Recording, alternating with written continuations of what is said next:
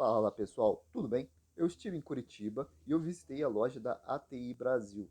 Lá eles possuem uma vasta gama de ferramentas especiais e me permitiram mostrar algumas aqui no canal.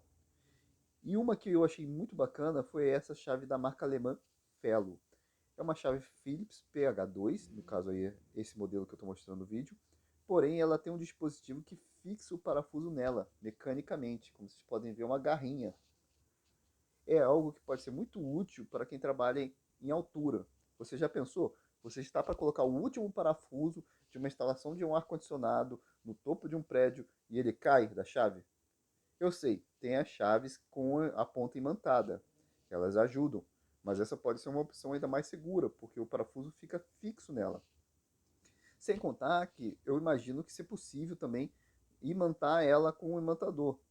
Talvez nem seja necessário, mas se você tiver um imantador e quiser colocar ela um pouco mais forte, você tem a opção de imantar a ponta. Para quem não conhece essa linha das chaves da Fellow, o cabo é emborrachado para um melhor agarre, né, um melhor grip, que é a linha Frico. E o fundo vermelho é de plástico. Esse plástico é para facilitar o giro rápido no fundo da mão. O furo no cabo, ele serve para você colocar um cordão de segurança. Bom, o modelo deste vídeo é o 522, modelo Frico da Fellow. Vocês gostaram? O que vocês acharam? Comenta aqui. Valeu, pessoal. Muito obrigado.